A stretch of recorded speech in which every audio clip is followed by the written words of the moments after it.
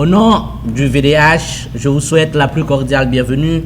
à cet atelier d'échange et de suivi de la mise en œuvre du cadre stratégique d'action de la société civile sensible aux jeunes et aux femmes pour la période de la transition. Avec votre permission, je voudrais adresser mes premiers mots, donc de remerciement, à l'endroit de nos partenaires, en particulier l'Organisation des Nations Unies à travers le BINU qui s'est associée à nous pour offrir ce genre d'espace, lieu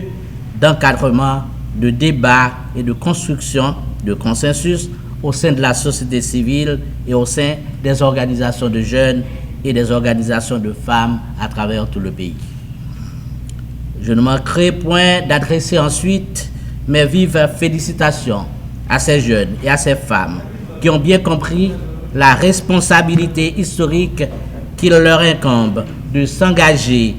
à prendre en main les destinées de ce pays, de leur pays, de notre pays commun. Mes remerciements iront enfin,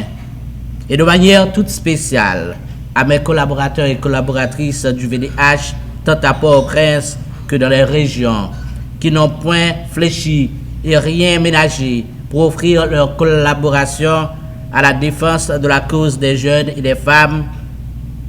sous le grand parapluie du VDH. Mesdames, Messieurs, il y a environ 7 mois, à l'occasion de la remise officielle au gouvernement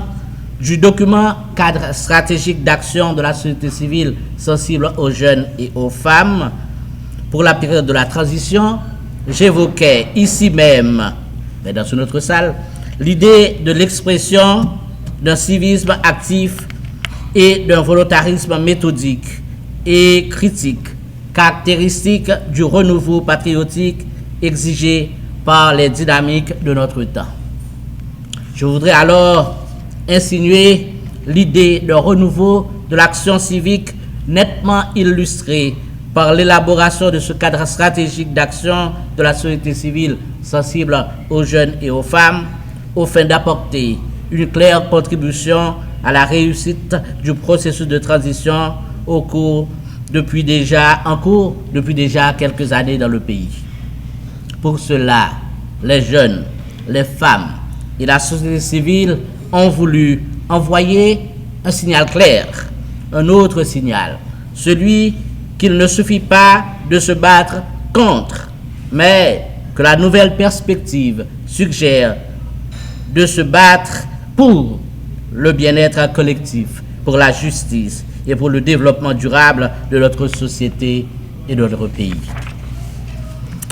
En fait, au mois d'août 2024, nous nous sommes réunis dans cette même enceinte pour soumettre à l'attention du gouvernement le cadre stratégique d'action de la société civile axé sur les jeunes et les femmes pour la période de la transition. Par ce geste, les jeunes et les femmes de toutes les régions du pays et de la diaspora ont exprimé non seulement une conviction, mais aussi et surtout ont manifesté de leur grand engagement. Leur conviction que notre pays survivra à la violence, leur foi dans la paix, la sécurité, la stabilité et la prospérité au nom de la communauté de destin qui nous rassemble toutes et tous sur ce bout de terre que nos ancêtres nous ont légué au prix de leur distincte vie. Leur engagement, c'est le fait de ne pas baisser les bras et de se laisser aller au découragement. Partout, elles et ils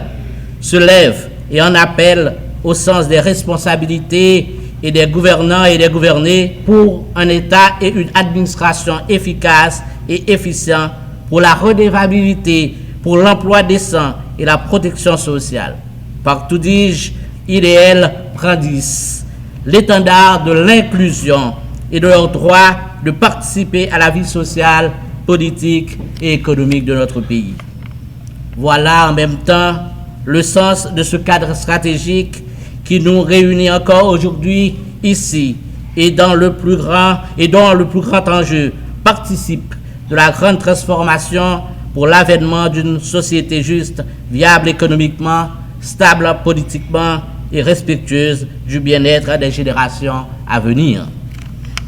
C'est cela le sens de l'engagement des jeunes et des femmes, 1000 fois exprimé au travers des différentes propositions enchâssées dans ce cadre stratégique. Néanmoins,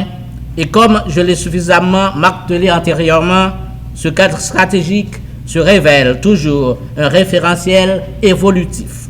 ce qui est confirmé par les 7 premiers mois de son existence. En somme, il porte clairement l'empreinte de la dégradation continuelle du contexte national et des évolutions de la situation internationale et de sa kyrielle d'instabilité et d'inquiétude. Tout cela nous force, dans la foulée, à revisiter nos stratégies, nos projets, nos plans et nos actions. 7 mois après, redis-je, les jeunes et les femmes s'interrogent à nouveau et nous convient toutes et tous à la réflexion critique et constructive sur ce cadre stratégique qui traduit leurs principales préoccupations dans ce contexte troublé et de dégradation généralisée de notre pays. 7 mois après, les enseignements doivent être tirés de l'expérimentation de ce cadre stratégique. La pratique doit être interrogée, creusée, enfin, afin de nourrir les pensées sur le concept et les stratégies, sur l'amélioration des pratiques, des résultats et des impacts. C'est cela aussi un grand engagement des jeunes et des femmes et de toute la société civile. Apprendre, corriger, améliorer et systématiser en avançant à l'école de la pratique. Tout compte fait, cet atelier appartient à l'éventail des dispositifs d'innovation et de pensée constructive créés par le VDH en vue de la grande transformation au bénéfice de toutes et de tous dans un pays pacifié. Chers amis, je m'en vais donc vous laisser discuter de la responsabilité des uns et des autres dans la mise en œuvre de ce cadre stratégique que nous avons conçu et élaboré ensemble. Je m'en vais vous laisser établir ses lignes de force et ses faiblesses, tout comme sa pertinence et sa cohérence demeurées incontestables face à la persistance de la crise systémique qui ravage notre société. Je m'en vais, vous dis-je, vous laisser réfléchir sur les conditions et les actions capables de conduire à l'intégration nécessaire des diverses préoccupations contenues dans ce cadre stratégique. Je terminerai en vous rappelant ce que nos démarches d'accompagnement des jeunes et des femmes sous-tendent toujours. Construire une intersubjectivité opératoire et une vision commune porteuse de transformation et de paix sociale. Merci beaucoup.